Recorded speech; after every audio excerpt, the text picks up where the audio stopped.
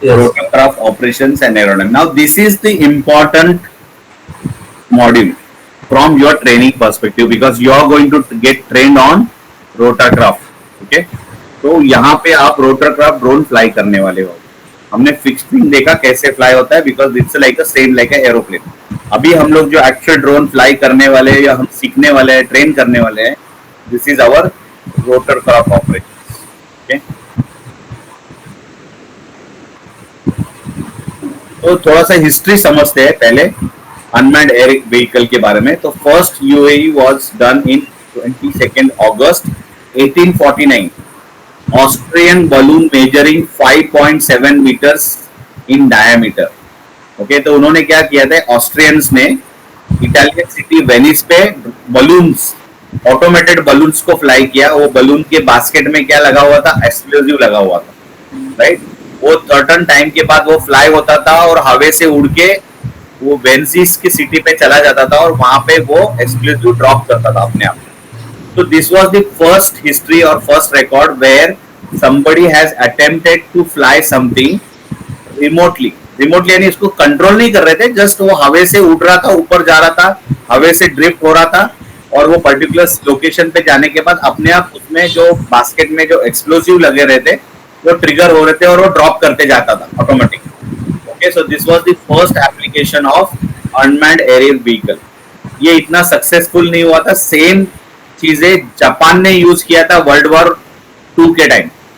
Japan से कम मतलब 10,000 balloons उन्होंने छोड़े थे ये सोच के कि वो वेस्ट कोस्ट ऑफ अमेरिका पे जाएंगे, जैसे लास वेगास है, कैलिफोर्निया है, ओरेगन है, ये लोकेशंस पे जाएंगे और वो बलून्स वहां पे एक्सक्लूसिव ड्रॉप होंगे. लेकिन कोई भी बलून वो लैंड पहुंच नहीं रहा. Most of the balloons are lost in the Pacific oceans only.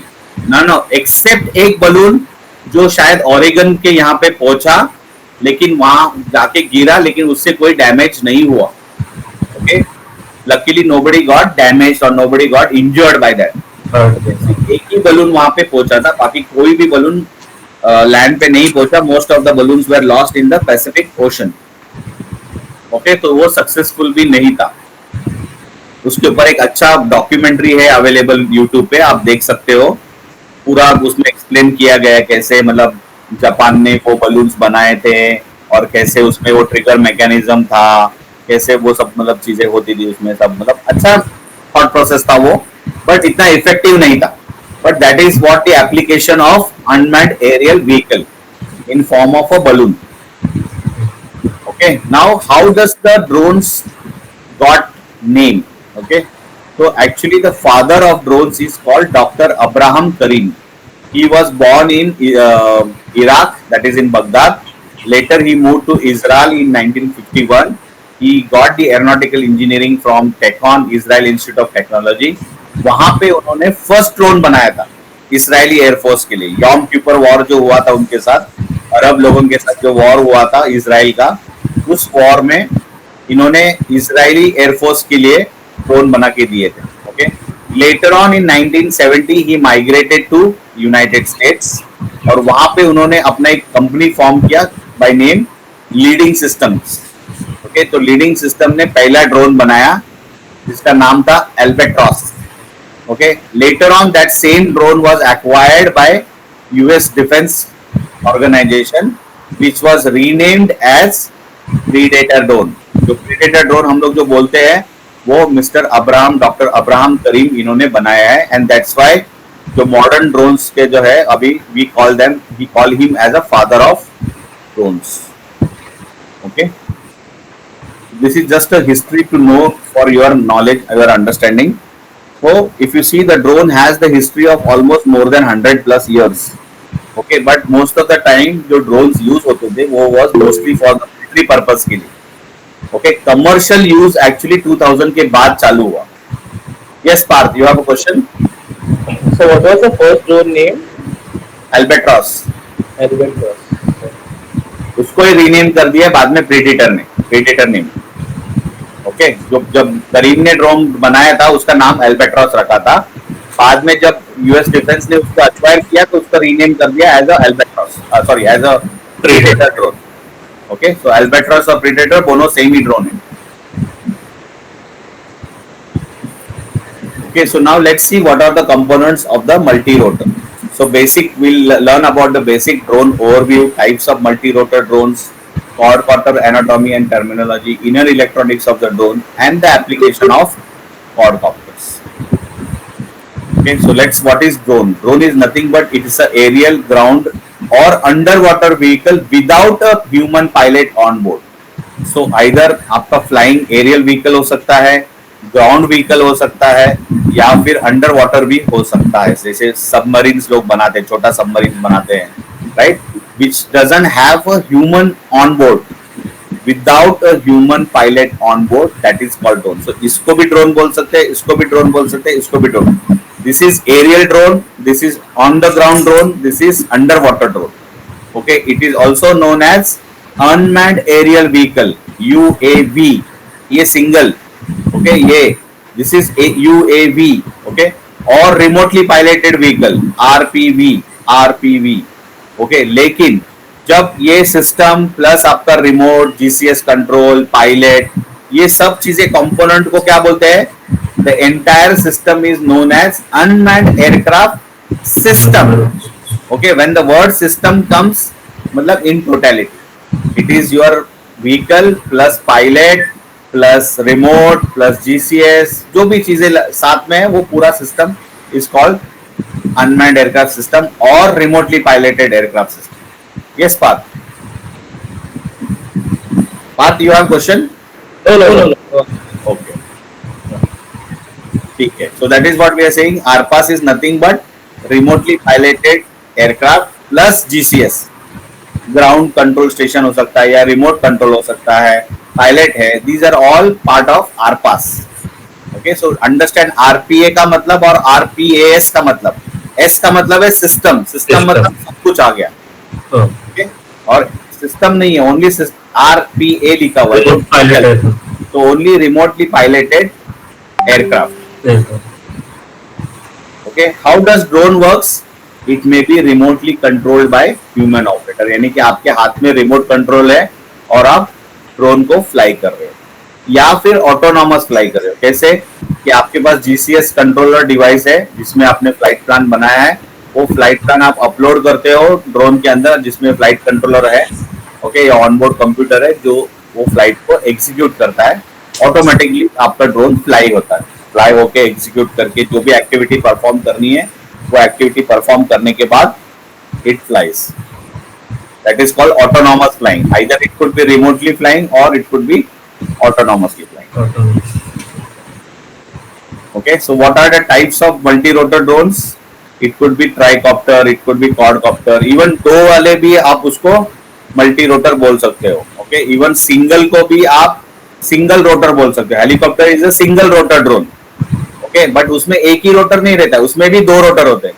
एक आप ऊपर रोटर रहता है जो उसको लिफ्ट करता है, और एक दूसरा है लैटरल पोजीशन को कंट्रोल करता है, that is called as tail rotor. तो actually helicopter is not a one rotor, single rotor नहीं है, एक्चुअली दो रोटर्स है उसमें एक्चुअली देखा जाए. So it could be bicopter, tricopter, quadcopter, hexacopter या octacopter. Famous is quadcopter. Quadcopter is the most popular and widely used variant. इसलिए आप मैक्सिमम जो मल्टी रोटर ड्रोन्स देखोगे they will be most of the time quadcopters. Okay, most of the time almost world के जितने भी drones है उसमें 75 to 80% of drones are quadcopter drones. Okay, hexacopter कभी आता है, हेक्सा या ऑक्टा कभी आता है जब आपको वेट उठाने का कैपेसिटी ज्यादा है, ज्यादा चाहिए. जैसे कि आपका एग्रीकल्चर ड्रोन्स में आपका टैंक 10 लीटर का है तो वेट काफी उठाना है, उसको 10 लीटर का टैंक उठाना है, तो वहां पे आप 4 रोटर के जगह पे 6 रोटर तो हेक्साकॉप्टर रहेगा. या फिर उससे भी और ज्यादा वेट है, सपोज 30 लीटर का टैंक है तो वेट बढ़ गया, 30 kg वेट बढ़ गया, राइट. तो 30 kg वेट उठाना है तो आपको 8 मोटर्स लगानी पड़ेंगी या 8 प्रॉपेलर्स. तो दैट इज ऑक्टाकॉप्टर. कभी कभी क्या होता है, हेक्सा में हो सकता है या फिर क्वाड में भी ऊपर नीचे लगे रहेंगे, that is called coaxial motor लगी रहती है, ऊपर नीचे उलट सुलट मोटर लगे रहेगी आपको, है ना, क्लॉकवाइज एंटी क्लॉकवाइज ऊपर नीचे मोटर लगे, 2 प्रोपेलर्स लगे रहेंगे ऊपर नीचे. तो that is called as coaxial quadcopters, coaxial hexacopters, coaxial octacopters. यानी कि कोएक्सियल क्वाडकॉप्टर में कितने मोटर्स रहेंगी? टोटल 8 मोटर्स रहेंगी, लेकिन एक के ऊपर एक रहेगी तो वो कॉर्ड ही है। ओके, हेक्सा में कितनी रहेगी? 6 + 6 यानी 12 मोटर्स रहेंगी, यानी कि 12 प्रोपेलर्स रहेंगे। और ऑक्टा में कितनी रहेंगी? 8 + 8 16 मोटर्स रहेंगी। तो उतना पावर उसको जनरेट मिलेगा, उतना पावर उसको मिलेगा टू पिकअप, यानी हायर वेट उठाने की कैपेसिटी चाहिए तो हम लोग मोटर ऐड करते हैं। और इसका फ्लाइट टाइम कितना होता है सर ऑक्टा का? Depending upon the battery, it is all depending upon the battery. देखो अभी इंडिया में जनरली कितना क्वाडकॉप्टर है, हाँ। क्वाडकॉप्टर का फ्लाइट टाइम आपको कम से कम 30 मिनट्स to 40 मिनट्स मिलता है। हेक्साकॉप्टर का फ्लाइट टाइम आपको समवेयर अराउंड 15, 20, 30 मिनट्स मैक्स मिलेगा, उससे ज्यादा मिलेगा नहीं। ओके, क्योंकि आप battery just by adding battery you are not going to increase the flight time, rather you use the multiple battery set for achieving more flight times. ठीक है, so what is again the pros and cons of multi rotor? जैसे हमने देखा था comparison sheet में last module में, जहाँ पे बोला गया है कि प्रोज क्या है? Vertical take off and landing, hovering capability, operation from a confined space. अगर आप देखोगे फिक्स्ड विंग ड्रोन्स के जगह पे अगर हम छोटा ड्रोन कहाँ पे यूज कर सकते हैं? कन्फाइंड स्पेस में, बहुत छोटा जगह है, जैसे कि पाइपिंग एरिया, टनल्स में है, चिमनी में है, या शिप के अंदर जाना है, या इंडस्ट्रियल एरिया में आपको फ्लाई करना है, रिफाइनरी से, जहाँ पे मतलब बहुत कॉम्प्लेक्स सेगमेंट है। यू नो, बॉम्बे रिग जैसा, बड़ा बॉम्बे हाई रिग जैसा जगह पे आपको फ्लाई करना है, जहाँ पे बहुत कॉम्प्लेक्स सेटअप है और जिसमें मतलब पाइप्स है, स्ट्रक्चर है, उस लोकेशन में फ्लाई करना है तो आप क्वाडकॉप्टर फ्लाई कर सकते हो। अभी इसका लिमिटेशंस क्या है? Limited endurance compare to fixing. Fixing हमने बोला था कि 2 घंटा, 8 घंटा, 16 घंटा, 24 घंटा, 48 आवर्स, है ना, like that it can have a flight time. But drone जो है, क्वाडकॉप्टर जो है, it has a limited flight time because they are powered by batteries. So battery can power your drone only up to 15, 20, 30, 40 minutes, max to max 60 minutes. Okay, depending upon drone to drone and battery to battery. Clear? Less chance of recovery. जैसे कि अभी quadcopter है, quadcopter में अगर एक motor बंद पड़ गई तो क्या होगा? ड्रोन अनस्टेबल हो जाएगा, तो आप मैनेज नहीं कर पाओगे, वो सीधा नीचे क्रैश होगा। अगर हेक्सा है तो हेक्सा में अगर एक मोटर बंद भी हो जाती है तो 5 मोटर पे समवेयर बैलेंस हो सकता है, बट लिमिटेड टाइम के लिए। अगर ऐसा टाइम हुआ तो इमीडिएटली आपको ड्रोन जल्द से जल्द आपको लैंड करना है, सेफ लैंडिंग। हाँ, जल्द से जल्द सेफ लैंड करके आपको उसको सिक्योर करना है। ओके, लेकिन क्वाडकॉप्टर में वो पॉसिबल नहीं है क्योंकि 3 मोटर पे आपका ड्रोन वैसे ही अनस्टेबल होने वाला है। ओके, तो it is not work. Hexa में थोड़ा बहुत आपका पॉसिबिलिटी है जिसमें आप सेफली लैंड कर सकते हैं। Okay.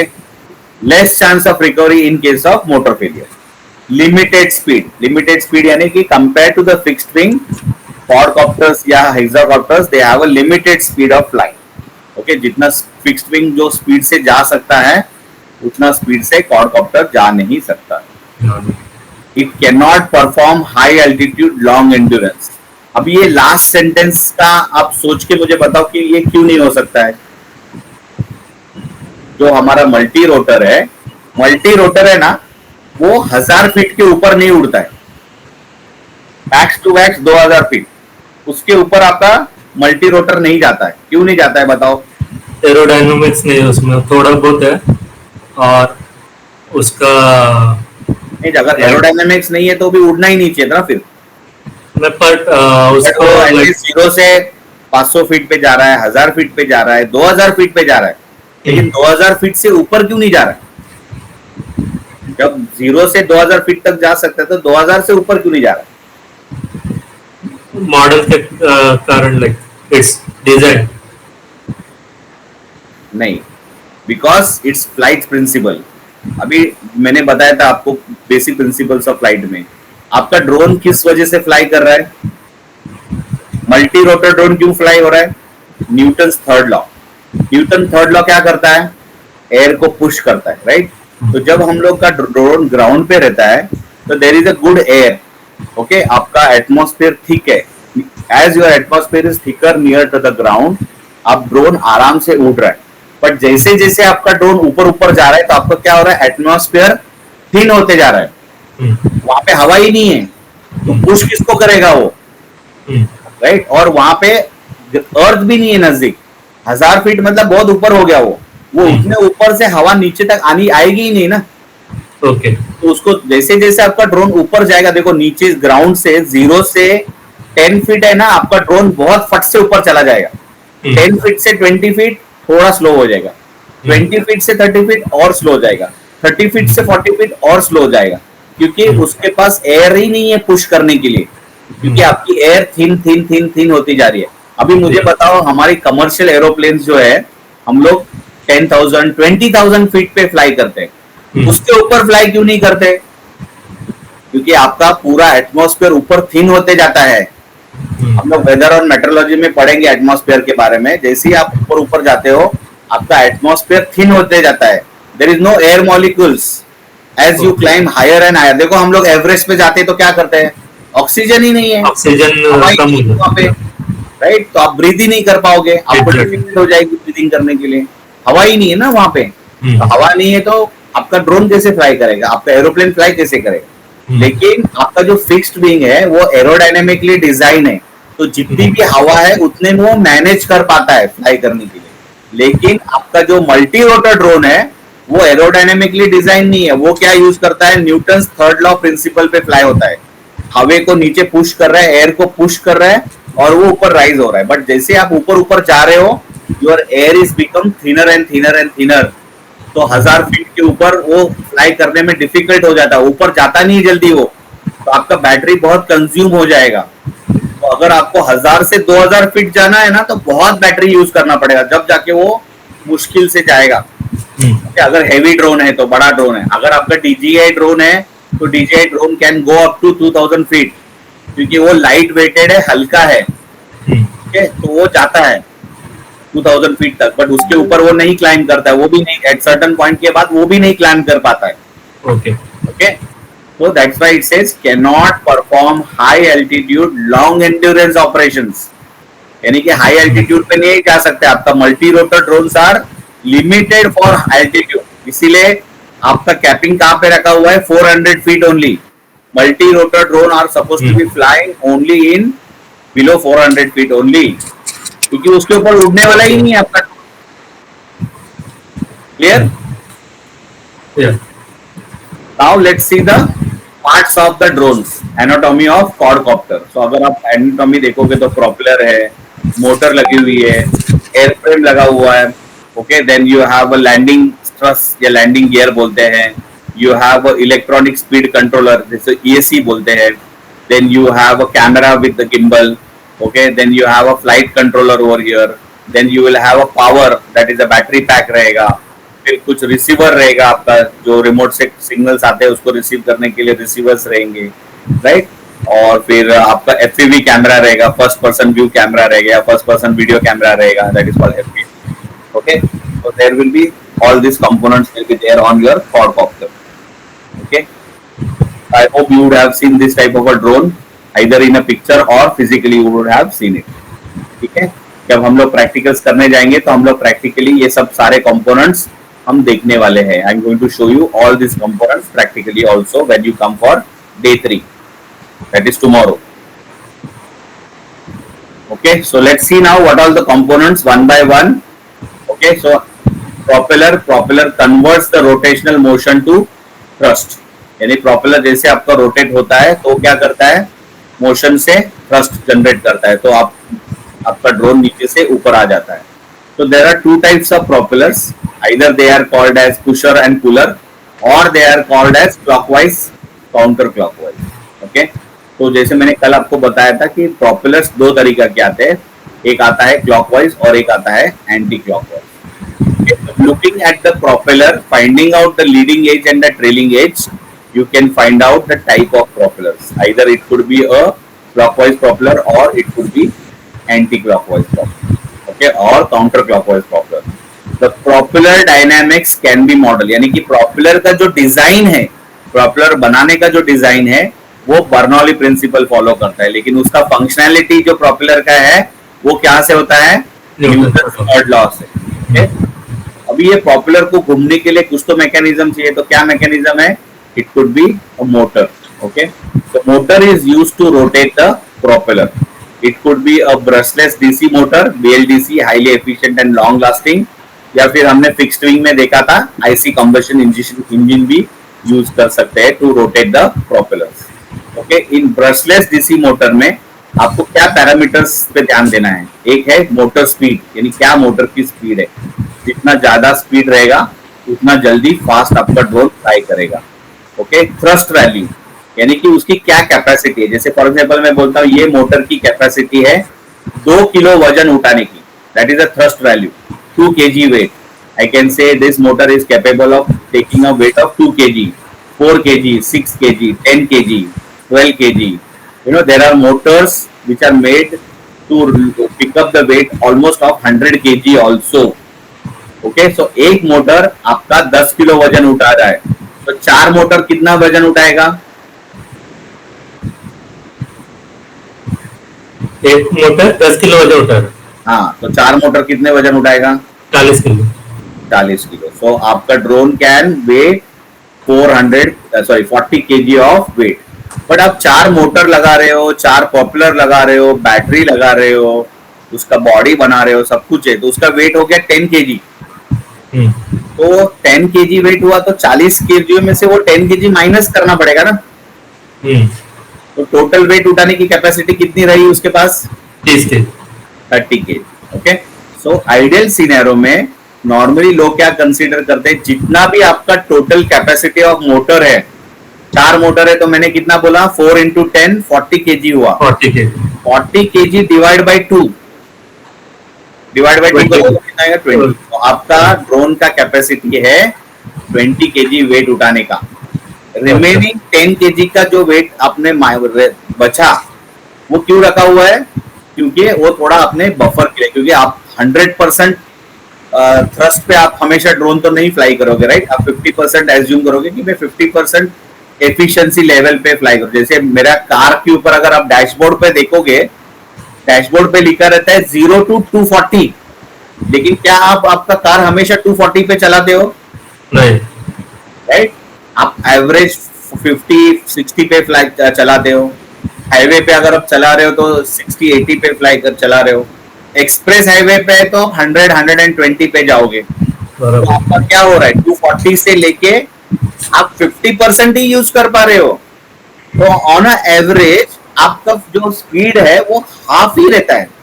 तो सिमिलरली ड्रोन में भी आपका जो टोटल वेट उठाने का कैपेसिटी है, वो कार का कैपेसिटी 240 तक भागने का है, लेकिन आप हमेशा 240 पे तो नहीं भगाओगे ना।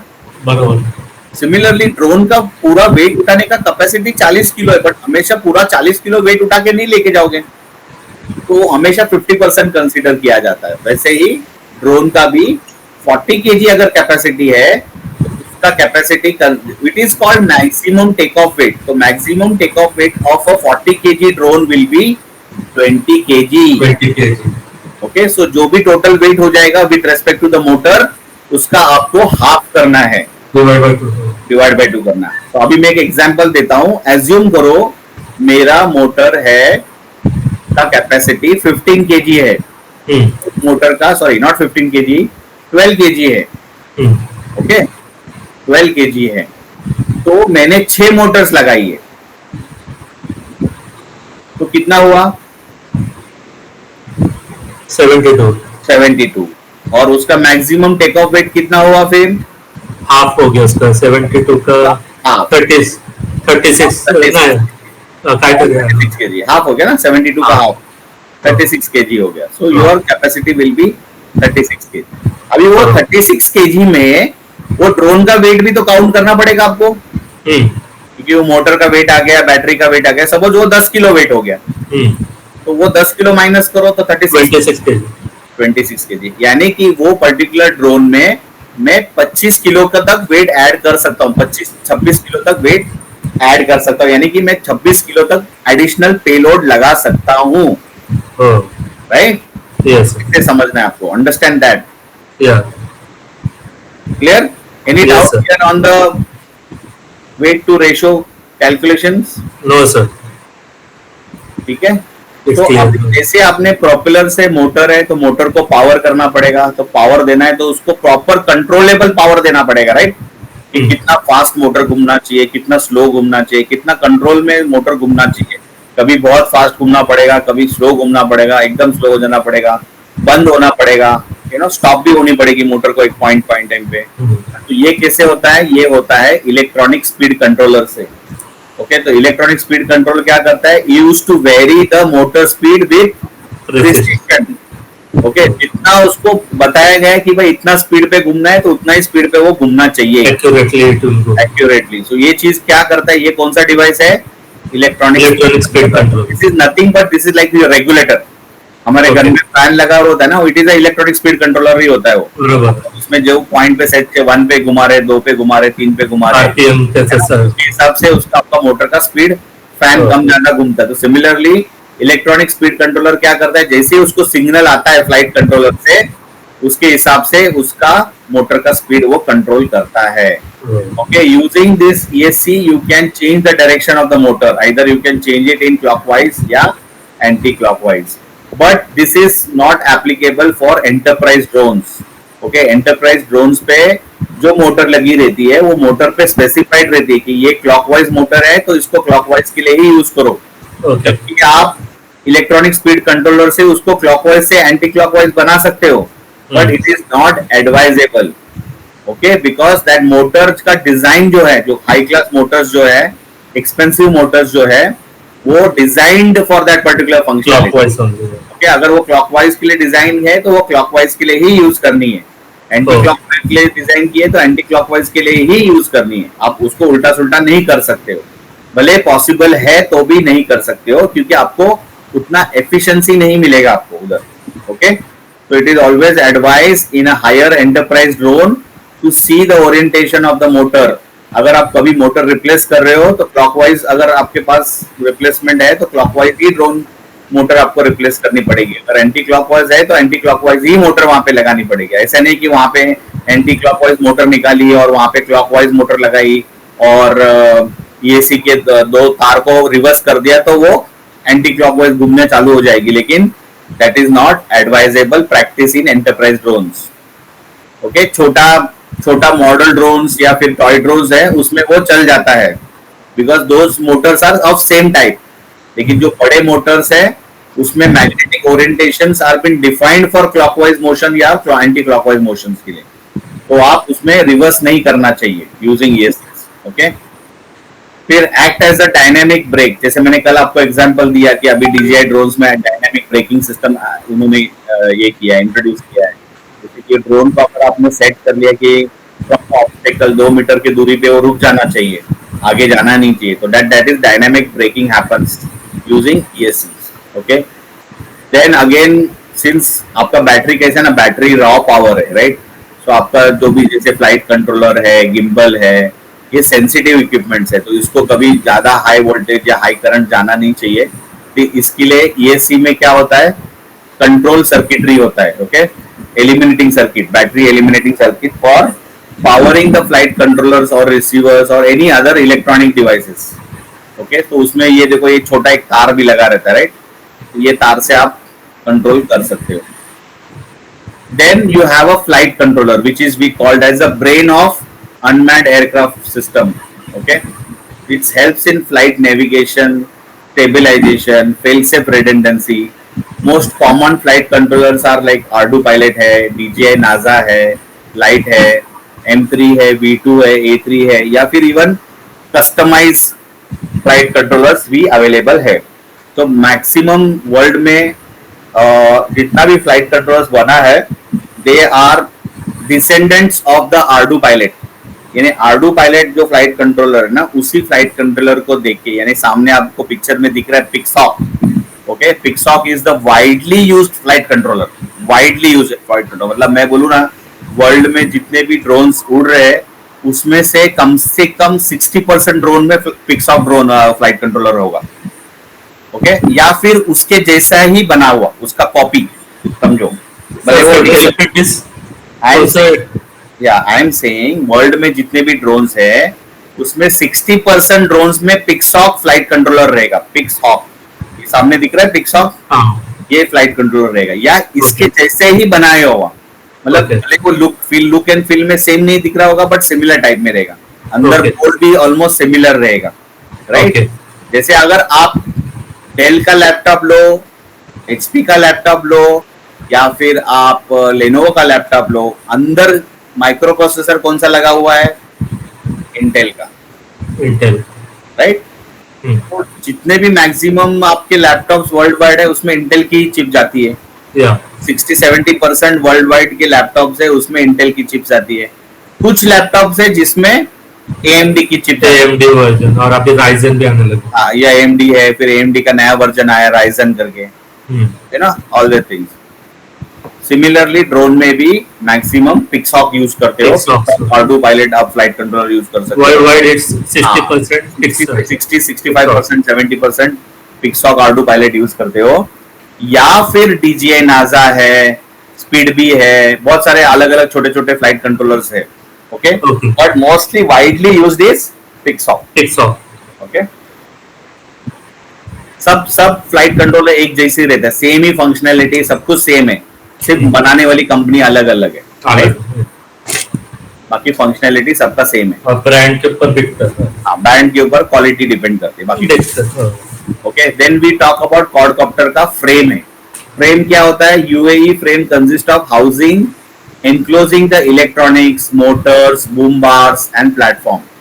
ओके, जिसके ऊपर आप फ्लाइट कंट्रोलर लगा रहे हो, जीपीएस लगा रहे हो, कैमरा लगा रहे हो, रिसीवर लगा रहे हो, ट्रांसमीटर लगा रहे हो, स्ट्रोब लाइट्स लगा रहे हो, you know all that things are लगे। फिर लैंडिंग गियर लगा रहे हो, मोटर के आर्म्स लगा रहे हो, मोटर्स उस पर अटैच कर रहे हो, तो ये पूरा फ्रेम है। तो frame can be of different configuration, either it could be in x shape, plus shape और एच हाइब्रिड में भी हो सकता है। ओके, तो देखो यहाँ पे आपको एच में दिख रहा है, एक्स में है ना, एक्स में है, ये इधर प्लस में है, और ये देखो ये हाइब्रिड एच है, ये हाइब्रिड एच है। ओके, एच भी प्रॉपर एच भी नहीं है, थोड़ा सा एच जैसा दिख रहा है, मतलब थोड़ा सा एंगल है, तो इसीलिए इसको हाइब्रिड एच बोलते हैं।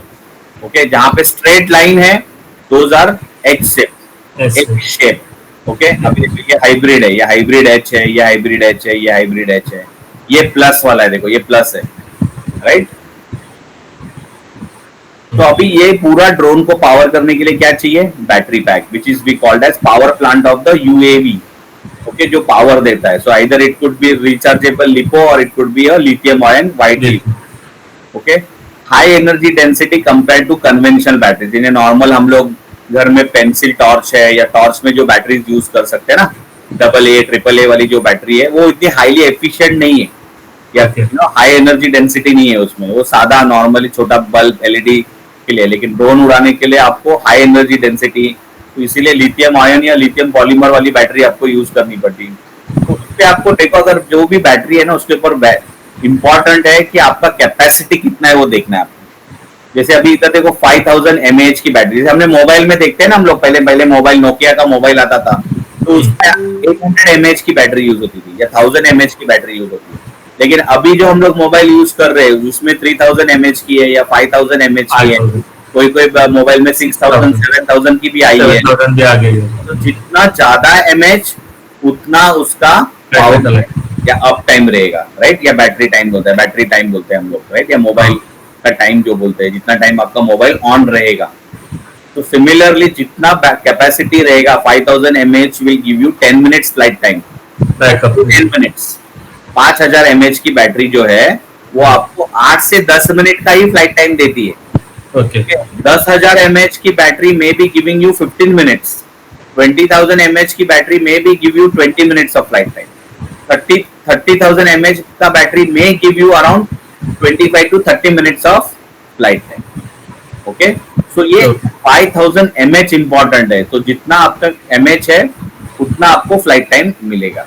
ओके, और ये 50C जो है वो लिखा हुआ है, वो डिस्चार्ज है, मतलब पर यूसेज ऑफ एम्पियर कितना वोल्टेज आपका डिस्चार्ज हो रहा है उसके हिसाब से। ओके, तो that is not very important, only important is the capacity. आप कैपेसिटी से आप फ्लाइट टाइम अंडरस्टैंड करो। Okay, then you can see ये देखो 2 सेल है, 4 सेल है, 6 सेल है। तो नॉर्मली बड़े ड्रोन्स में 6 सेल बैटरीज यूज होती है। ओके, तो each cell is giving you 3.2 volts. Each cell will give you 3.2 volts. तो अगर 6 सेल है तो कितना होगा? मल्टीप्लाई करो 3.2 इंटू 6। 3.2 into 6.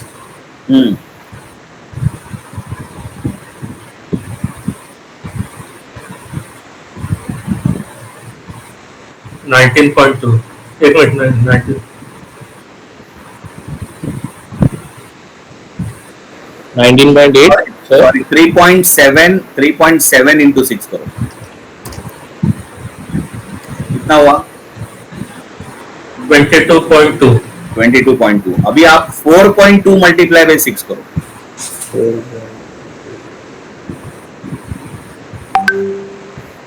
205.2 25.2. 25.2 आएगा, राइट?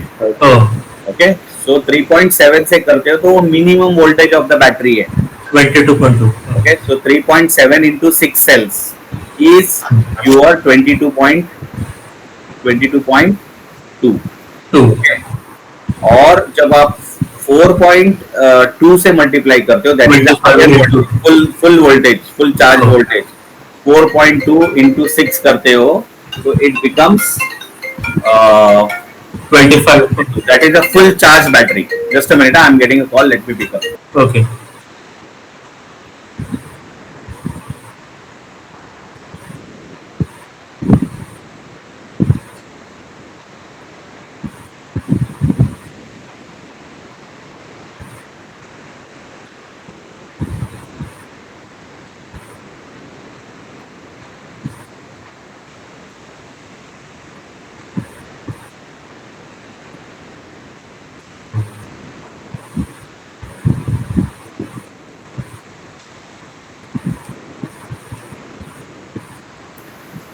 Okay, so 4.2 into 6 करोगे तो 25.2 है, that is your full voltage, full charge battery voltage.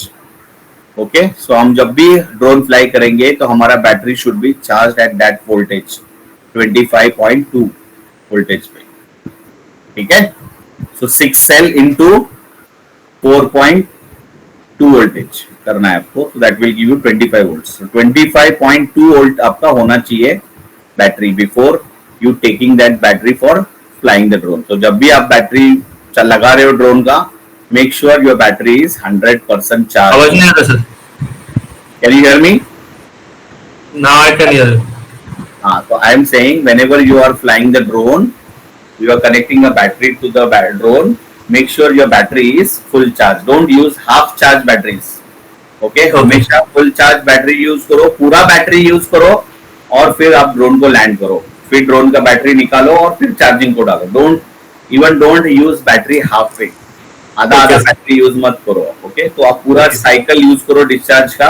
यानी कि नॉर्मली हम लोग क्या करते हैं, हमारा जो ड्रोन जब फ्लाई करते हैं तो हम देखते हैं हमारा ड्रोन का बैटरी 100% चार्ज होना चाहिए, और जब हम लोग फ्लाई करते हैं वी फ्लाइड अप टू 50%, क्योंकि हमारा थ्रेशोल्ड जो सेट किया हुआ है वो अराउंड 40% के लिए है।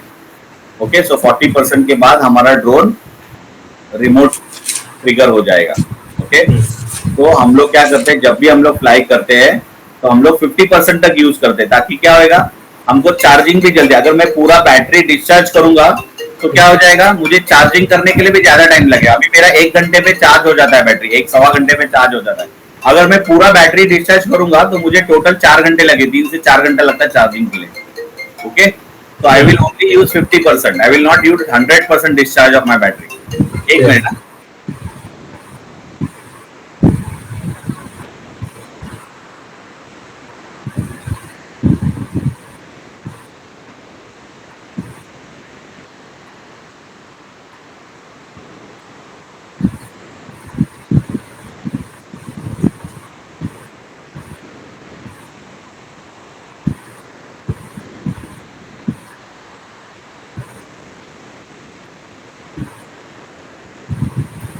Okay, understood on the battery power. अभी कल आपके कुछ क्वेश्चंस थे, right?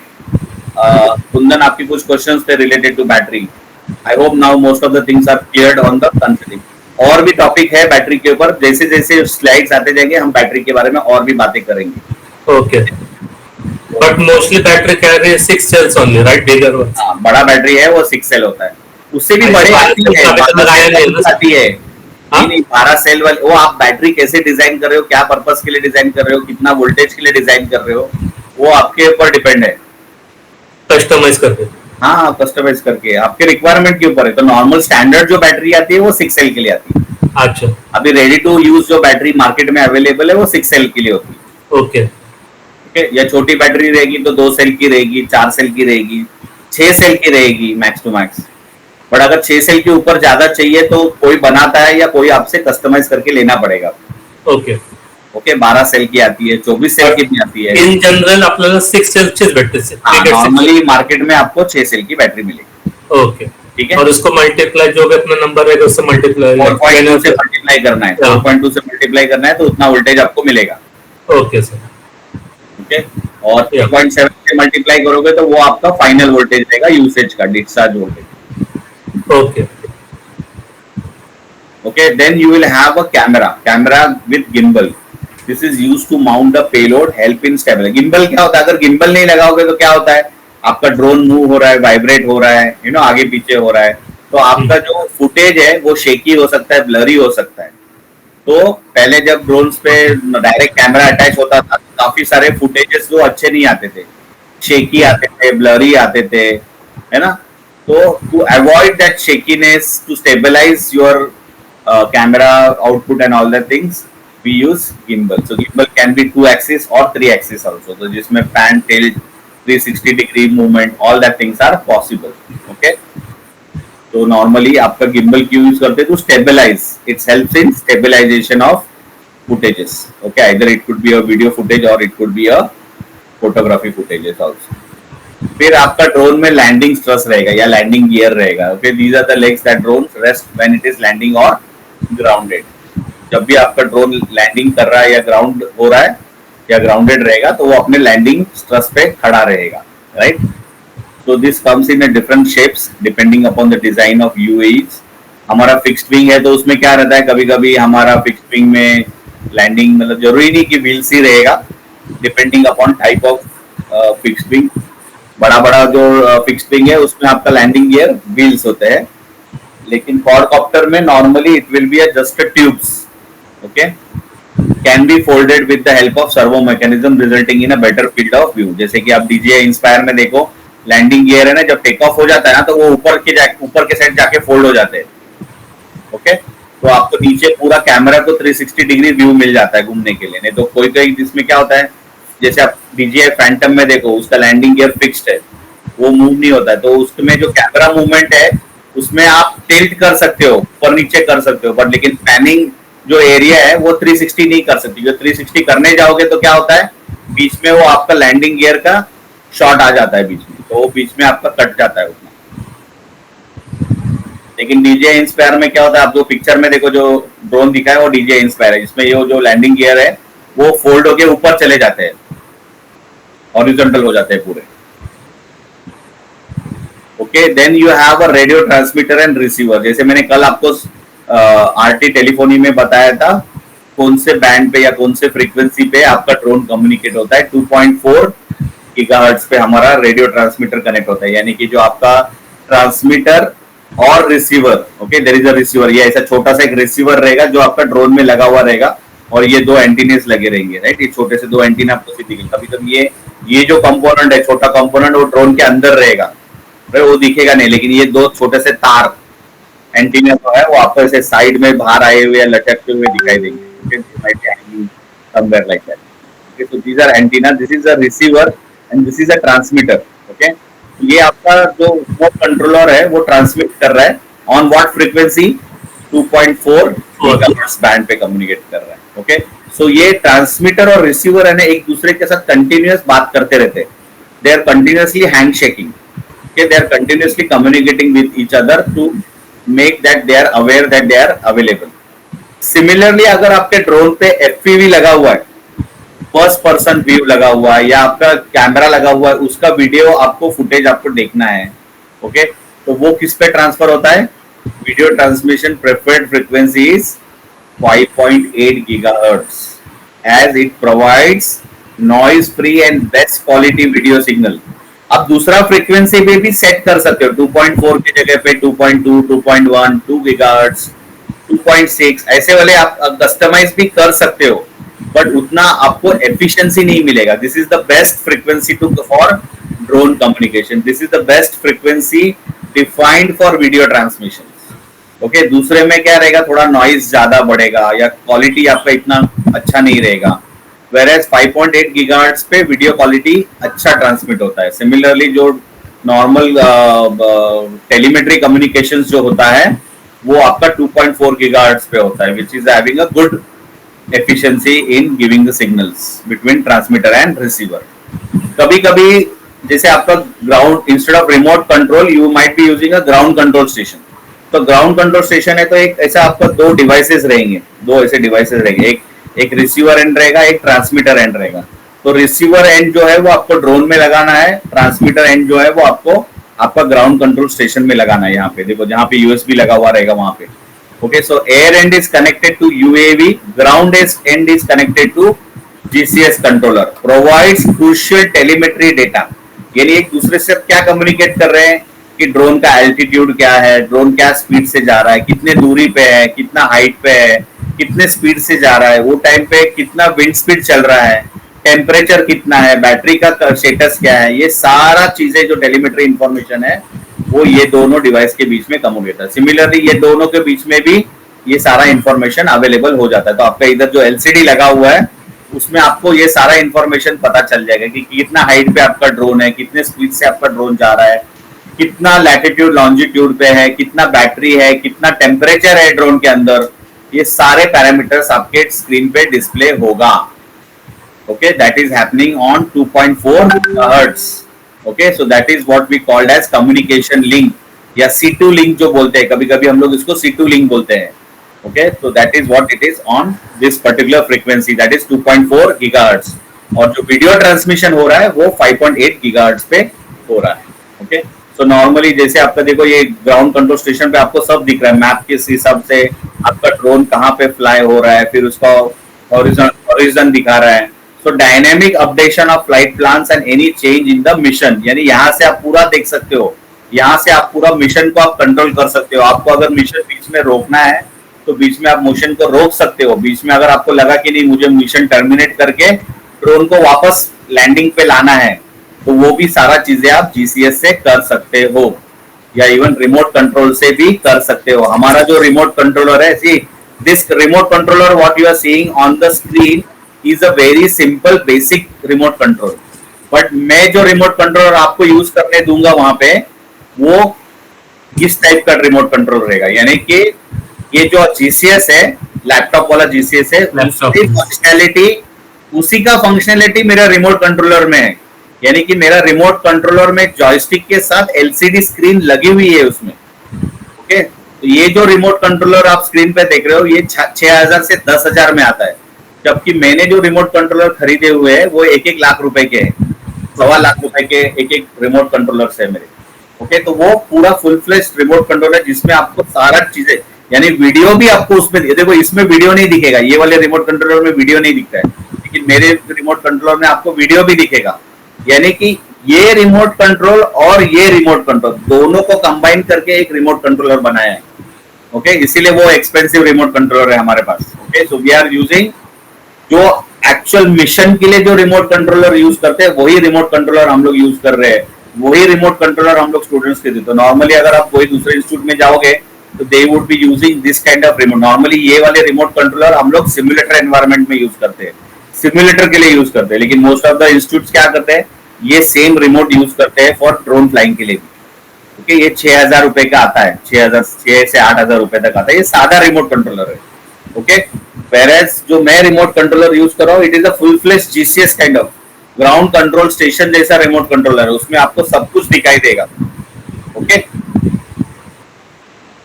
Then you have something called strobe lights. आप अगर ड्रोन पे देखोगे लाइट्स लगे रहेंगे, front indicator, back indicator. So अभी हमारे जो एंटरप्राइज ड्रोन्स है उसमें ऑलरेडी स्ट्रोब लाइट्स लगा है. अभी अगर आप देखोगे डीजीसीए बोलता है टाइप सर्टिफिकेशन हम लोग अभी as of now VLOS condition में फ्लाई कर रहे हैं, तो हमको तो ड्रोन पे लाइट की जरूरत ही नहीं है, right.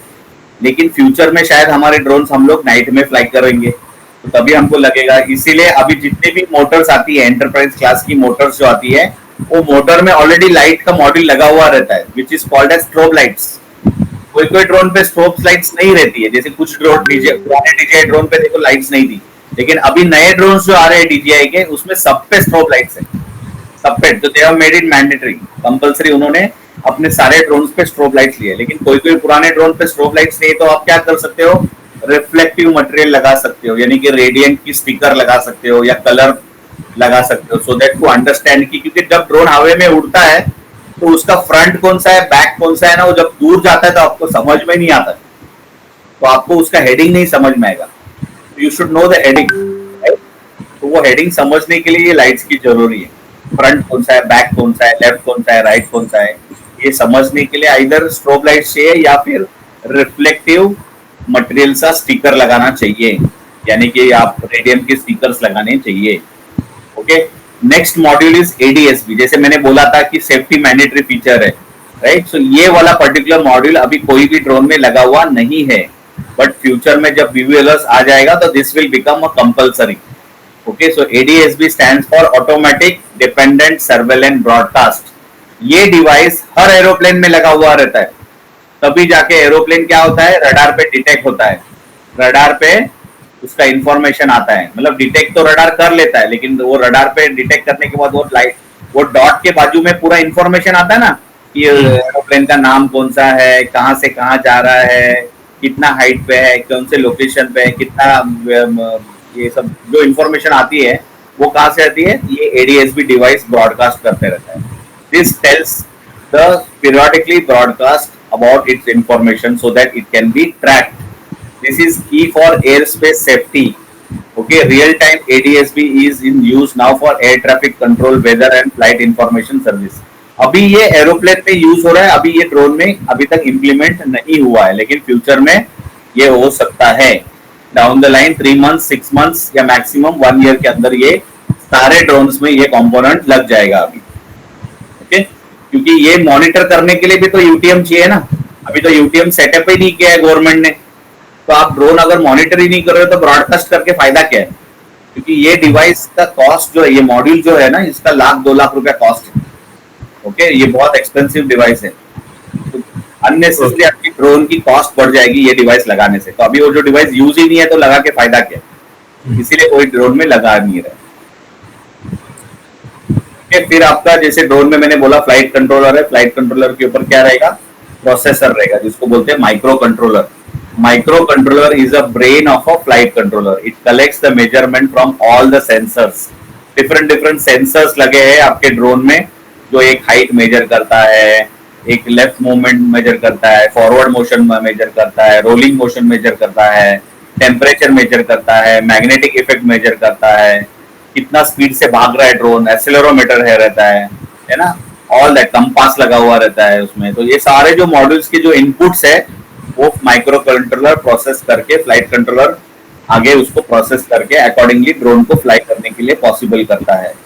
Okay, so often connected to the ground station through radio and connected to pilot through control link. यानी कि जो फ्लाइट कंट्रोलर क्या होता है, वो उसमें एक रिसीवर लगा रहेगा, ओके, रिसीवर ट्रांसमीटर लगा रहेगा, जो एक्चुअली अपना पूरा डिटेल्स ट्रांसमिट करता है रिमोट कंट्रोल को, और रिमोट कंट्रोल से इनपुट लेता है, अकॉर्डिंगली वो फ्लाइट है। जैसे आपने जॉयस्टिक को पिच फॉरवर्ड किया तो ऑटोमेटिक क्या होता है, सिग्नल रिमोट से जाता है फ्लाइट कंट्रोलर में, फ्लाइट कंट्रोलर फिर उसके हिसाब से मोटर की स्पीड का कंट्रोल करता है, उसके हिसाब से आपका ड्रोन आगे पीछे होता है, लेफ्ट राइट होता है, अप डाउन होता है, whatever it is, depending upon what signal you have given to the flight controller. Okay, then there is altitude heading reference system, यानी कि एक्चुअली एक छोटा सा सेंसर लगा हुआ है, जब भी आप रोल कर रहे हो तो कितना रोल किया, कितना पिच किया, कितना यॉ हुआ, ये सारा इंफॉर्मेशन उसको डिटेक्ट करके फ्लाइट कंट्रोलर में स्टोर करके रखना है। जैसे मैंने बोला ना योर राइट, तो आपने 90 डिग्री राइट किया तो वो उतना इंफॉर्मेशन स्टोर करके रखता है कि बाबा अभी मैंने 90 डिग्री घुमा हूँ, और 90 डिग्री घुमा, और 90 डिग्री घुमा, और 90 डिग्री घुमा, या वापस 90 डिग्री वापस योर लेफ्ट किया तो वापस मैं ओरिजिनल पोजीशन पे आया। तो ये जो चेंजेस है मोशंस में, ये सारा चीजें डिटेक्ट करता है attitude and heading reference system से। ओके, तो ये छोटा सा एक मॉड्यूल लगा हुआ रहता है जो ये सारा चीजें डिटेक्ट करके फ्लाइट कंट्रोलर को इन्फॉर्मेशन देता है, और वो फ्लाइट कंट्रोलर वो सारी इन्फॉर्मेशन स्टोर करके रखता है। Okay, then there is something called, जैसे मैंने बोला ऑर्बिक सेंसर्स है, जैसे IMU is the most important sensor. हर ड्रोन में IMU होगा, छोटा टॉय ड्रोन में भी IMU होगा। ओके, बिना IMU आपका ड्रोन उड़ नहीं पाएगा, यानी ड्रोन आपका स्टेबल नहीं हो पाएगा। ओके, सो हर ड्रोन में IMU लगा हुआ रहेगा। तो IMU में क्या लगा हुआ रहता है? IMU में लगा रहता है एक्सीलरोमीटर, गायरोस्कोप, कंपास, मैग्नेटोमीटर्स, ये सारे चीजें उसमें अंदर छोटे छोटे सेंसर्स रहते हैं IMU में अंदर। ओके, तो IMU क्या करता है? बॉडी स्पेसिफिक फोर्स मेजर करता है, एंगुलर रेट मेजर करता है, मैग्नेटिक फील्ड कितना हो रहा है उस ड्रोन के आसपास वो मेजर करता है। जब आपका GPS फेल होता है तो ड्रोन आपका IMU पे चल सकता है। ओके, तो अगर आपका ड्रोन में GPS नहीं लगा रहेगा तो by using just IMU you can fly the drone also, but it will be not a very stable flight. Okay, जितना स्टेबिलिटी आपका GPS मॉड्यूल से आती है उतनी स्टेबिलिटी आपको IMU से नहीं मिलेगी, because IMU is a very raw device.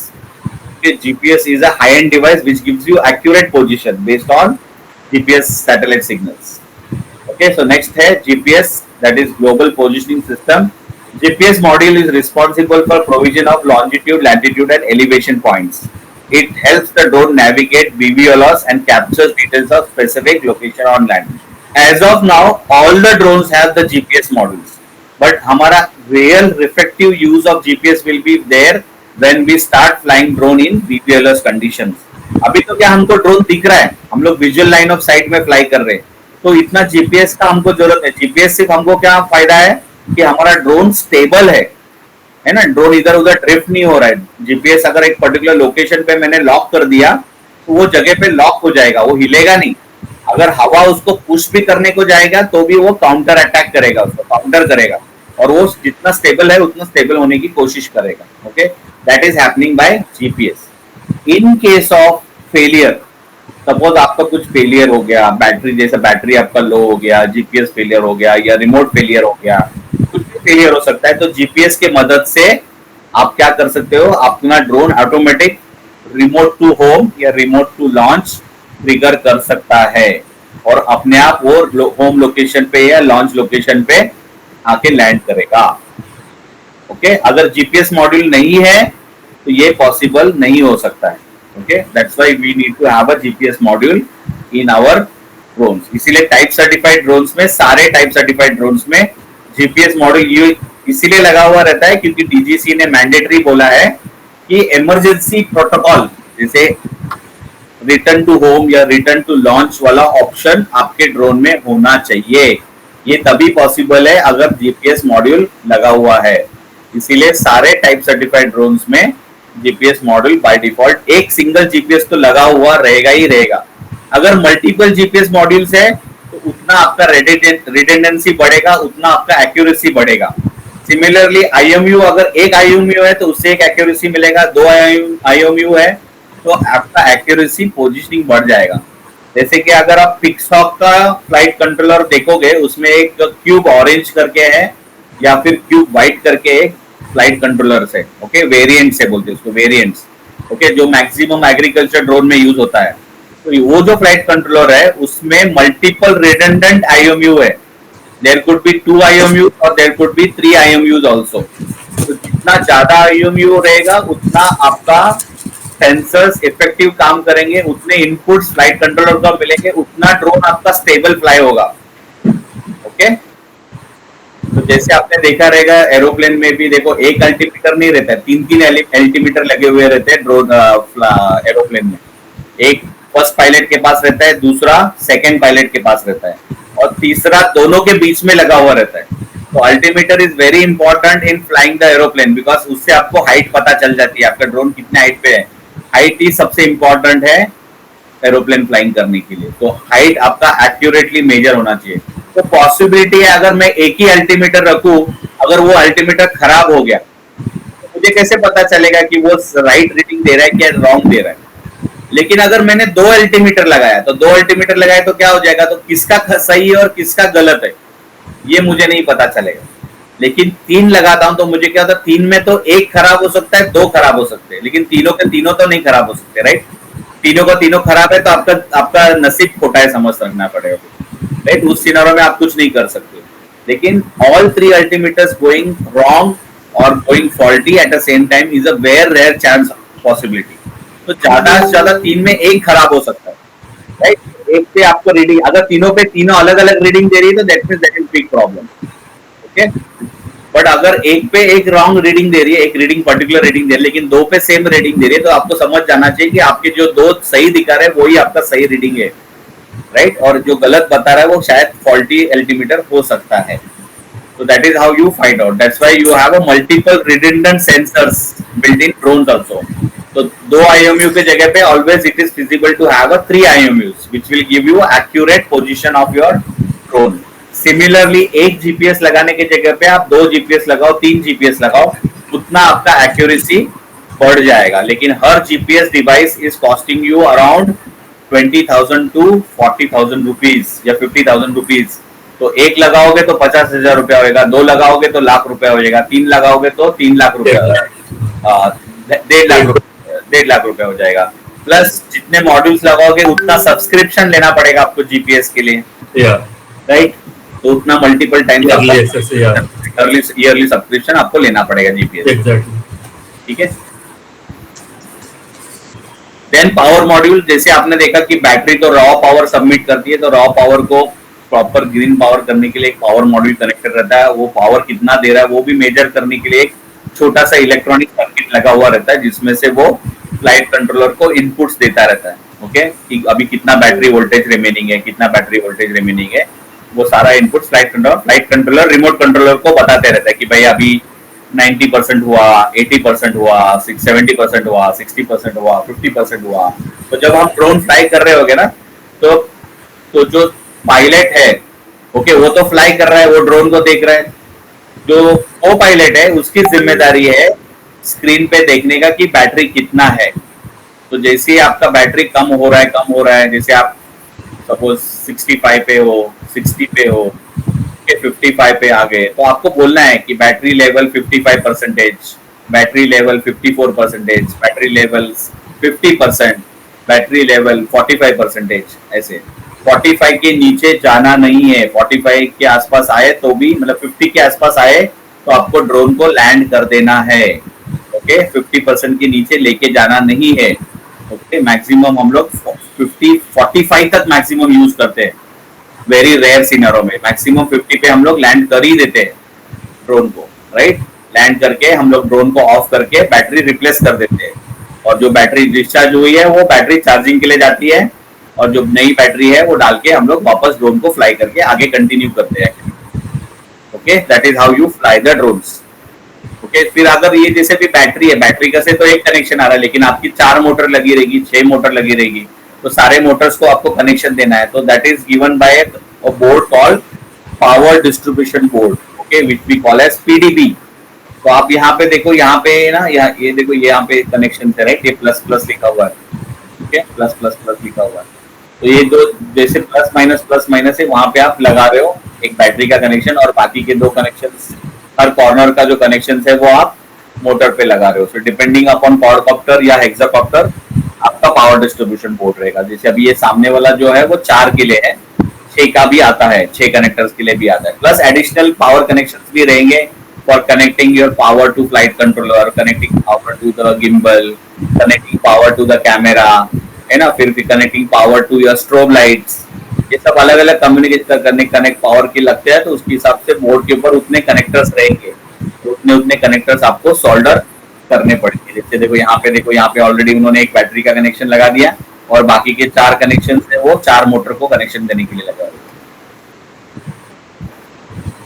Okay, so with that we complete the topic of the rotorcraft operations and aerodynamics. Let's see the applications of drones in various sectors.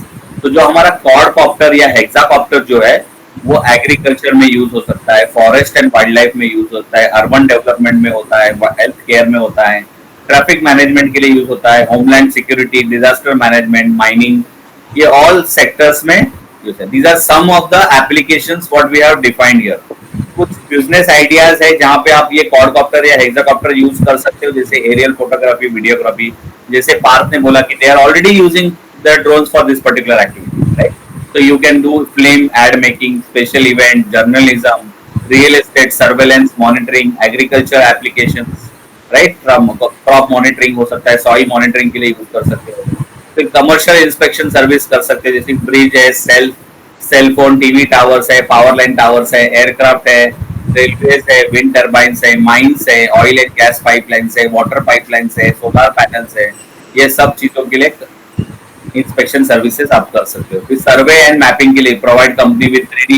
किसी को आपको अगर जैसे मैंने बोला था, मैंने दौलताबाद फोर्ट का सर्वे किया था, तो वहां पे ये 3D एलिवेशन बनाना था, पूरा वो फोर्ट का पूरा 3D एलिवेशन डिजाइन बनाना था. तो वहां पे हमको ड्रोन का डेटा कैप्चर करना, तो सर्वे करके पूरा हमने कैप्चर करवाया था.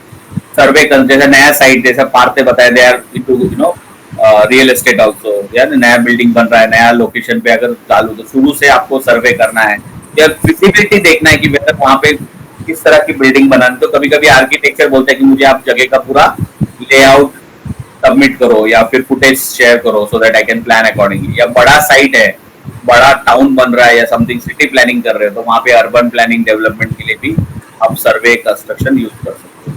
फिर अभी ये लेटेस्ट आपने देखा रहेगा, 10 मिनट्स डिलीवरी का बस चल रहा है, ब्लिंकिट है, फिर आपका स्विगी है, जोमेटो है, डिलीवरी है. All this people are already pushing that कि हम 10 मिनट में डिलीवरी करेंगे. तो 10 मिनट में डिलीवरी कैसे होगा? ड्रोन से होगा.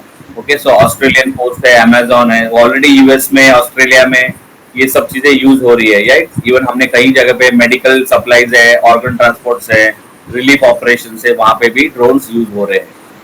ओके, रेसिडेंशियल होम इंस्पेक्शन में भी, जैसे मैंने एग्जाम्पल दिया था, रूफ चेक करना है, चिमनी चेक करना है, sliding brick, other brick structures है, बड़े बड़े स्काई स्क्रैपर्स है ना, ग्लास विंडोज कभी कभी बाहर से ब्रेक हुई रहती है या क्रैक हुआ रहता है, तो वो सारे चेक करने हैं. तो it is not feasible to send a person. अभी क्या करते थे हम लोग, पर्सन को भेजते देखते रहे, क्रेन लगा के या रस्सी लगा के वो इंस्पेक्ट करने के लिए, चेंज करने के लिए, क्लीनिंग करने के लिए. तो अभी हम लोग ड्रोन्स यूज कर सकते हैं. Okay, exterior damage inspection. फिर इतने सारे ड्रोन्स हो गए, अभी इतने 50,000 ड्रोन्स रजिस्टर्ड है डिजिटल स्काई प्लेटफॉर्म पे, तो उनको मेंटेनेंस करना, रिपेयर सर्विस करना, ये सब जरूरी है. Right, so normally you will be doing drone parts. जैसे अभी हमने हर जगह पे, नुक्कड़ पे अगर आप देखोगे, कॉर्नर पे आपके एरिया में you will see mobile repairing shops, right, mobile selling and repairing shops रहेगा. तो फ्यूचर में शायद ड्रोन का parts repairing, all that shops will be there everywhere. तो this is also one of the good business opportunities. अभी अगर आप देखोगे, इंडिया में ऑलमोस्ट 50,000 ड्रोन्स में से ऑलमोस्ट 20,000 ड्रोन्स तो DJI ड्रोन है. तो अगर 20,000 DJI ड्रोन है, तो वो ड्रोन्स फॉल्टी होते हैं, टूटते हैं, ब्रेक हो जाता है, डैमेज होते हैं, तो उनको, लेकिन आप देखो हार्डली देयर आर रिपेयर के शॉप्स है. Right, so this is also one of the good opportunity to start a business, like open a shop for maintenance or repair of drones. Spare parts, बहुत time हमको क्या करना पड़ता है, online मंगाना पड़ता है. वही अगर अपना शॉप डालता हूँ जहाँ पे मैं सारे DJI के कंपोनेंट्स रखता हूँ, बल्क में अगर मैं लाता हूँ, बहुत सारे प्रोपेलर्स, बहुत सारे कंट्रोलर्स, बहुत सारे पार्ट्स जो भी लगते हैं, स्पेयर पार्ट्स, वो अगर मैं बल्क पे लाके, तो then I could sell it. Rather I ordering as a individually separately, which is very expensive for me. लेकिन अगर किसी ने शॉप खोला DJI कंपोनेंट्स का या स्पेयर पार्ट्स का, it will be very easy for me to purchase locally, right, rather going outside, और तुरंत मुझे अवेलेबल हो जाएगा. क्योंकि ऑनलाइन अगर मैं करता हूँ तो कम से कम 10 से 15 दिन लगता है वो डिलीवरी होने के लिए. ओके, तो 10 से 15 दिन में ड्रोन फ्लाई नहीं करवाऊंगा फिर. तो लेकिन लोकली अगर मेरा स्पेयर पार्ट्स अवेलेबल रहेगा, तो it is very easy for me to locally purchase, immediately available. फिर अभी ये नया ड्रोन का यूज केस आ गया है, जैसे कि ड्रोन एरोबेटिक शोज है ना, इवेंट्स लाइक ड्रोन रेसिंग है, ऑर्गेनाइज योर ओन, लाइक बहुत सारे अभी कॉलेजेस में अभी ये चल रहा है. राइट, इवन गवर्नमेंट भी उसको प्रमोट कर रहा है. जैसे कि लास्ट ईयर गवर्नमेंट ने ड्रोन सॉकर करके एक नया कंपटीशन चालू किया है. तो एवरी ईयर वो कंपटीशन होता है नॉर्थ में. ओके, तो वो भी अभी अब चालू है, because these are all basically promotions and लोगों पार्टिसिपेट करने के लिए, ड्रोन का यूज करने के लिए, एंकरेज करने के लिए, लोगों को मोटिवेट करने के लिए ये सब चीजें ऑर्गेनाइज की जाती है. ओके, या फिर एरियल एडवर्टाइजमेंट है, बैनर लगा के, या फिर अभी इवन नाइट ड्रोन शोज भी होते हैं जहाँ पे बहुत सारे thousands of drones have been flown around sky में, इमेज क्रिएट करते हैं ऑल दैट थिंग, तो एरियल शो बोलते हैं उसको, तो वो भी पॉसिबल है। ओके, तो वो सारे क्वाडकॉप्टर्स ही होते हैं। Okay, so then data analytics है, इंजीनियरिंग कंसल्टेंसी कर सकते हो, SaaS बेस्ड फॉर्म यूज कर सकते हो, तो आप मतलब these are all high end business ideas where you need a team, specialized people would be required to reach this type of business idea or to implement this kind of business idea. जैसे मैंने बोला अभी UAE insurance, before 2021 there was no insurance company was ready to give insurance, तो अभी ये insurance company के लिए एक एडिशनल बिजनेस अपॉर्चुनिटी बन गई है। तो almost all director general of civil aviation अभी क्या कर रहा है, वो कंपलसरी बोल रहा है कि जितना भी ड्रोन, अभी क्या हो रहा है नया सेगमेंट में क्या होगा, जो भी आप ड्रोन रजिस्टर कर रहे हो ना, उसका बाय डिफॉल्ट आपका इंश्योरेंस होना चाहिए, बिना इंश्योरेंस के आप ड्रोन रजिस्टर नहीं कर सकते हो। तो you have to purchase a insurance and then only your drone will get registered. तो यानी कि इंश्योरेंस कंपनी के लिए भी एक बिजनेस अपॉर्चुनिटी बन गया है। Okay, so with that we complete our second topic about the rotor craft operations and aerodynamics. Any questions you have over here, or we are good to start the third topic? We are topic होता है, हाँ, you are saying something? Yeah, we are good to start. हाँ, तो अभी एक next topic लेते हैं और फिर ब्रेक लेते हैं, क्योंकि नेक्स्ट टॉपिक में ज्यादा स्लाइड्स नहीं है। Okay, there are only 10 slides, तो वो लेके फिर अपन लंच ब्रेक लेते हैं, ठीक है? ये कौन सा मॉडल चल रहा है सर अभी? ये अभी हमारा 6th मॉड्यूल चालू है। ओके, और 6 मॉडल बाकी है ना सर? और 6 मॉड्यूल है, बट वो 6 मॉड्यूल ज्यादा बड़े नहीं, छोटे, उसमें से एक ही मॉड्यूल बड़ा है जो है आपका फर्स्ट मॉड्यूल, जो आप लंच के बाद हम लोग स्टार्ट करेंगे। ओके, वेदर एंड मेट्रोलॉजी जो इम्पोर्टेंट है। ओके, हमारे फ्लाइंग के हिसाब से weather and meteorology is a very important topic. Okay, okay, so हमने fixed wing operations and aerodynamics देखा, हमने rotorcraft operations and aerodynamics देखा। अभी फिक्स्ड विंग और रोटर क्राफ्ट का कॉम्बिनेशन क्या है? हाइब्रिड है, राइट? तो hybrid drone is also called as VTOL. So let's see now the hybrid operations and aerodynamics. VTOL is it, right? VTOL. So principles of aerodynamics, types of hybrid drones and parts, and application of hybrid UAV. तो अभी principles of aerodynamics क्या होगा fixed wing में या hybrid में? Because hybrid drone क्या कर रहा है? फिक्स्ड विंग ही है। Hybrid drone is nothing but it's a fixed wing only. तो नॉर्मली जो फिक्स्ड विंग का एरोडायनेमिक्स है वो सेम आपका यहाँ पे एप्लीकेबल होगा। तो 4 forces acting on the drone are lift, weight, thrust and drag. तो air flow changes and pressure distribution over the aerofoil. तो ये फिक्स्ड विंग जैसा है वैसा ही आपका हाइब्रिड है। हाइब्रिड में चेंज क्या हो रहा है? लाइक फिक्स्ड विंग आपको क्या करना पड़ता है? रनवे पे भाग के उसको टेक ऑफ करना पड़ता है। वेयरएज हाइब्रिड को क्या, उसको रनवे पे रन करने, वो वर्टिकली टेक ऑफ होगा और वर्टिकली लैंड करेगा। ओके, सो उसमें रोटर क्राफ्ट वाली फीचर भी है। That's why it is called hybrid और it is called as VTOL। Okay, तो जो आपका फिक्स्ड विंग का कॉन्सेप्ट है जिसमें हमने देखा एयरफॉइल है, कॉर्ड लाइन है, लीडिंग एज है, ट्रेलिंग एज है, all are applicable for your hybrid drone also, क्योंकि उसमें जो विंग लगा हुआ है वो फिक्स्ड विंग का ही विंग है। ओके, तो उसमें आप देखो ये सब लीडिंग एज रहेगा, ट्रेलिंग एज रहेगा, कॉर्ड लाइन रहेगा, कॉर्ड रहेगा, लोअर सरफेस, अपर सरफेस। अभी इसमें एक सिर्फ मीन कैम्बर लाइन है, ये इतना इंपॉर्टेंट नहीं है आपको समझने के लिए। This is basically for designing the airfoil. क्योंकि ये कैम्बर लाइन कभी यूज होती है जब आप डिजाइन करो, एयरफॉइल का जो डिजाइन बनाना है तभी आपको कैम्बर लाइन डिजाइन होती है। इंपॉर्टेंट कि कैम्बर लाइन क्या डिफाइन करती है कि ऊपर camber line is the centre line, centre line से अपर सरफेस कितने दूरी पे है और नीचे का सरफेस कितने दूरी पे है और कैसे उसका शेप डिजाइन कर रहे हैं, वो तभी कैम्बर लाइन डिजाइनर के लिए काम में आता है। तो mean camber line is a line joining the leading end the trailing as of a airfoil equi distance from the upper and the lower surface. देखो डिस्टेंस, ये दोनों लाइन जो है ना, कॉर्ड लाइन और कैम्बर लाइन का अगर कोई क्वेश्चन आता है तो डिफरेंशिएशन क्या है? Chord line is the straight line joining the leading end the trailing edge, where the camber line क्या हो रहा है? कैम्बर लाइन भी लीडिंग और ट्रेलिंग एज को ही ज्वाइन कर रही है, but it is equidistant from upper and the lower surface, whereas chord line is a straight line. Okay, it is not equidistant. देखो यहाँ पे distance from this surface till this black dotted lines, ये distance अलग है और नीचे का distance अलग है. तो दिस इज नॉट इक्विडिस्टेंस. लेकिन जो येलो लाइन जो ड्रॉ दिखी है वो इक्विडिस्टेंस है. कहीं पे भी देखो, यहाँ पे भी देखो, ऊपर का सरफेस और नीचे के सरफेस से इक्विडिस्टेंस रहेंगी. तो जो लाइन इक्विडिस्टेंस है with respect to the upper surface and lower surface, that line is called as camber line, whereas the line which is joining as a straight line is called as a chord line. So ये definition समझना बहुत जरूरी है. Okay, very very simple basics है, लेकिन हमको camber line के बारे में इतना सोचना नहीं. फॉर आवर एप्लीकेशन और our drone operations, for us it is only to understand the chord line. Okay, आप जब डिजाइन करने जाओगे ना, ड्रोन्स डिजाइन करोगे, तब ये सब चीजें आपको इंपॉर्टेंट है. आप फ्लाई करने में ये इतना इंपॉर्टेंट नहीं है. When you are designing the drone, when you are building a drone, तब ये सारी चीजें इंपॉर्टेंट आती है. ठीक है. Now what are the force acting on the hybrid drone? तो हाइब्रिड ड्रोन आपका फिक्स्ड विंग जैसा ही है. तो आपका लिफ्ट होगा, lift force that holds the drone in the air. Wing creates most of the lift used by the airplane. Weight क्या है? वेट उसका खुद का वेट है. Okay, weight is the force caused by the gravity. Thrust क्या है? Thrust is the force that moves the aircraft in direction of the motion. वो कहां से जनरेट होता है?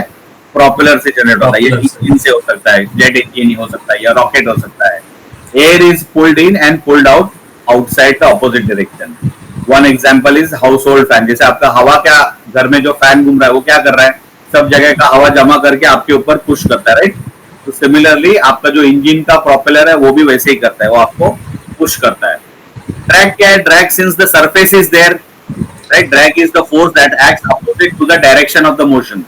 तो थ्रस्ट आपका फॉरवर्ड डायरेक्शन है, तो drag will be in opposite direction. It is caused by what? Friction.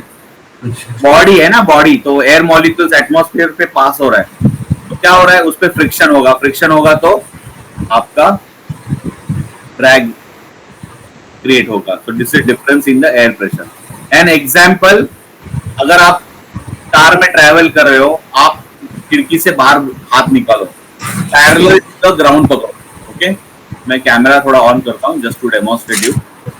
Camera parallel to ground आपने हाथ पकड़ा, तो आपको थोड़ा सा एयर फील होगा, राइट? आप कार ड्राइव कर रहे हो, आप हाथ बाहर निकालो विंडो से, आपको ऐसे ऐसे हाथ रखोगे बाहर, थोड़ा सा हवा फील होगा, बट ज्यादा है. बट थोड़ा सा टिल्ट करो तो क्या होगा? आपका हाथ ऊपर चला जाएगा, right? So you can feel. But अगर मैं ज्यादा टिल्ट करता हूँ, this is what angle of attack. तो मैं थोड़ा सा टिल्ट करता हूँ तो क्या होता है? मेरा हाथ ऊपर रेज हो जाता है. लेकिन अगर मैं ज्यादा करता हूं तो क्या होता है? ऊपर नहीं होता है, क्या होता है?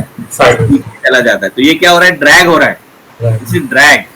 ओके, तो same thing is applicable for your aeroplane also, या फिक्स्ड विंग एरोप्लेन या हाइब्रिड विंग के लिए. तो आपका जो विंग है वो पर्टिकुलर एंगल में है तो ऊपर चला जाएगा, लेकिन ज्यादा हो जाएगा तो क्या होगा? स्टॉल हो जाएगा. ड्रैग ज्यादा हो जाएगा तो गिरना चालू हो जाएगा aeroplane. Okay, so that is what it is saying. So let's see the parts of hybrid drones. So hybrid drone is similar to your fixed wing. It has a fuselage. Okay, it has a wing which has wing में आपको tip के side पे ailerons लगे रहेंगे. Ailerons are responsible for which movement? Roll motion. Roll motions. Very good. Then you will have a tail. Tail will have a vertical stabilizer and horizontal stabilizer. Okay, your horizontal tail and vertical tail. Horizontal tail will have elevators. Elevator are responsible for what motion? Horizontal. Elevators. Horizontal. Changing the direction. Elevator पे, elevator की वजह से आपका क्या motion change होगा? Direction. Direction नहीं, elevator. Up and down. Elevator से elevator को समझो, मॉल में जो एलिवेटर रहता है या रेलवे स्टेशन पे जो एलिवेटर्स होते हैं, राइट? एस्केलेटर्स जो बोलते हैं हम लोग, वो भी एलिवेटर्स ही है ना. वो क्या करता है? आपको ऊपर लेके जा रहे हैं या नीचे लगे, लेकिन pitch up pitch down, pitch up pitch down, pitch up pitch down motions होता है. ओके, और वर्टिकल टेल है जिसपे आपका रडर लगा हुआ है. ओके, वर्टिकल टेल है जिसपे रडर लगा हुआ है. उससे क्या रिस्पॉन्सिबल है? डायरेक्शन चेंज होगा. Left right. Yaw motion, right? Left right. Yes. Yaw motion. अभी आप देखो, ये जो ड्रोन है, ये हाइब्रिड ड्रोन है, इसके ऊपर फ्यूजलाज पे एक मोटर लगी हुई है, राइट, जिसको पुशर मोटर है, और 4 मोटर्स लगे 4 कॉर्नर में, राइट, 4 आर्म्स लगा के 4 मोटर लगे, so these are called lifting Motors.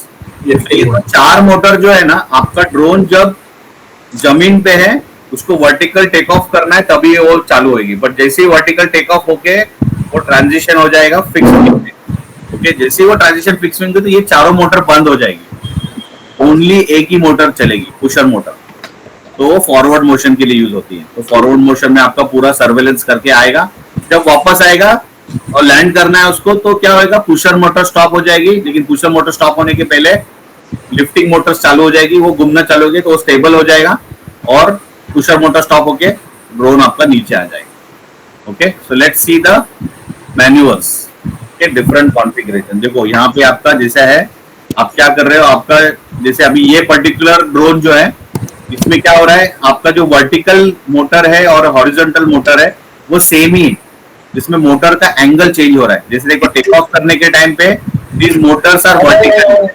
Okay, तो टेक ऑफ होके ऊपर जाता है, जैसे ही ऊपर जाता है ये मोटर टिल्ट होना चालू हो जाती है, टिल्ट होके वो हॉरिजॉन्टल हो जाती है, तो हॉरिजॉन्टल जैसी होती है तो वो आपका जो ड्रोन है वो फॉरवर्ड मोशन में फ्लाई करना चालू कर जाता है। जैसे वो फॉरवर्ड मोशन में फ्लाई करके अपना एक्टिविटी कंप्लीट करता है, वापस ट्रांजिशन मैन्यूअर होता है, यानी कि आपकी जो हॉरिजॉन्टल पोजीशन है मोटर की वो चेंज होके वर्टिकल मोशन में आ जाती है, टिल्ट होना चालू हो जाती है। तो टिल्ट होते जैसे टिल्ट होके ड्रोन को नीचे लैंड हो जाएगा।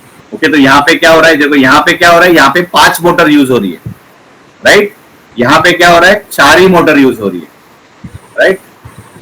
अभी तो these are types of drone, जैसे ये देखो ये 5 मोटर वाला है, ये 4 मोटर वाला है, और यहाँ पे देखो ये 2 मोटर का ही है, इसमें 2 ही मोटर लगी है। तो ये जो टेक ऑफ होता है, this is one of the best hybrid drone, यही ड्रोन हम लोग डिजाइन कर रहे हैं फॉर राजस्थान। ओके, ये ऐसा एक हम लोग सर्वेलेंस का ड्रोन बना रहे हैं राजस्थान कंपनी के लिए। तो ये ऐसा हमने डिजाइन किया है, 4 फीट का ये विंड है उसका, सिमिलर टाइप का, मोर और लेस सिमिलर डिजाइन है। ओके, तो उसमें हमने 2 मोटर्स लगाई है, तो ये वर्टिकली आपका ड्रोन ऐसे टेक ऑफ होगा, और टेक ऑफ होने के बाद जैसे आपका टेक ऑफ होगा वो फिर ऐसे ट्रांजिशन हो जाता है अपने आप। ओके, ट्रांजिशन होके फिर वो सीधा फ्लाई होना चालू हो जाएगा, और फिर वापस लैंडिंग के टाइम वापस वो ऐसे हो जाता है और फिर नीचे आके लैंड होता है, राइट। तो इसको आपको रनवे की जरूरत नहीं है, vertically take off vertically landing हो रहा है और पूरा आपका लॉन्गर एरिया कवर कर रहा है। तो these are the advantage of hybrid drones. So let's see now what are the applications. So hybrid VTOLs are used in operation where terrain is difficult.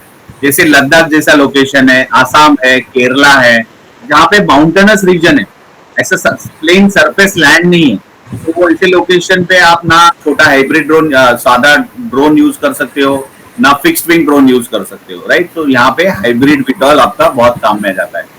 So hybrid VTOL are used in operation where terrain is difficult for landing of fixed wing aeroplane, but the endurance needed is more than a multi-rotor. यानी आप बोलोगे यहाँ पे तो मैं फिर multi rotor use कर सकता हूँ, बट मल्टी रोटर में एंड्योरेंस नहीं मिल रहा है ना मुझे, राइट। अगर मुझे 1 घंटे के लिए ड्रोन उड़ाना है तो मल्टी रोटर मेरे को कंटिन्यूसली बार बार 15-15 मिनट में उसको लैंड करना पड़ेगा, उड़ाना पड़ेगा, या लंबा एरिया कवर करना है, 2-3 किलोमीटर 10 किलोमीटर एरिया मेरे को अगर सर्वे करना है वो लोकेशन पे, तो मैं ना इधर फिक्स्ड विंग यूज कर सकता हूँ ना मल्टी रोटर यूज कर सकता हूँ। तो in that scenario I will use hybrid VTOL। Okay, so it is used in large area mapping. Okay, it is used to transport heavy payload over large distance with hilly terrain. जैसे मैंने लद्दाख का example दिया, Ladakh is a very hilly terrain, या आसाम जैसा location है, okay, very hilly terrain जैसा location है, difficult, तो वहां पे आपको हेवी पेलोड ट्रांसपोर्ट करना है, तो वहां पे मैं हाइब्रिड VTOLs यूज करता हूँ। नॉर्मली सर्च एंड रेस्क्यू या कार्गो डिलीवरी में आप हाइब्रिड VTOLs यूज करते हैं। जैसे मैंने आपको बोला कि मैं एक राजस्थान कंपनी के साथ कार्गो ड्रोन बना रहा हूँ, that cargo drone is actually a hybrid VTOL only. Okay, आपके पास उसका फोटोस है क्या सर? हाँ है, 1 मिनट ठीक।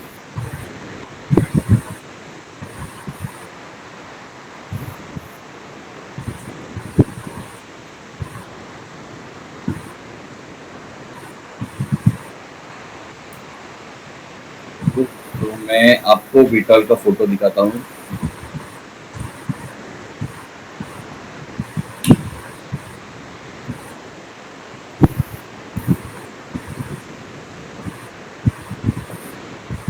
आपने कितना टाइम में बना लिया सर ये दो कितनी वेळ लागलं? ये अभी कम से कम हमारा 6 महीना काम चल रहा है डिजाइन पे ही, अच्छा, क्योंकि काफी उसमें इटरेशंस आए हैं, ओके, काफी इटरेशंस आए हैं उसमें। अच्छा। और ये कितना वेट उठा सकता है? ये हम लोग प्लान कर रहे हैं समवेयर अराउंड 100 kg का वेट। 100 kg, okay. इसका बैटरी तो बहुत बड़ा होगा। हाँ हाँ, बैटरी का ही वेट ऑलमोस्ट कुछ 50 kg है। अच्छा। आणि फ्लाय टाइम कितना सर इसका? फ्लाइट टाइम है इसका अप्रोक्सीमेटली 1.5 घंटा। ओके, बहुत अच्छा मतलब है। हाँ, लेकिन अभी क्या हो रहा है ना, उसमें थोड़ा बैटरी डिजाइन करने में हमको चैलेंज आ रहा है अच्छा, कि हमको बैटरी कस्टमाइज करके लेनी पड़ रही है ना। ओके, तो वो जो जो बैटरी वेंडर से हम लोग बात कर रहे हैं, तो उसके पास जो, क्योंकि हमारा, अभी मैं बताता हूँ आपको, डिजाइन बताता हूँ मेरा screen क्यों बंद हो गया?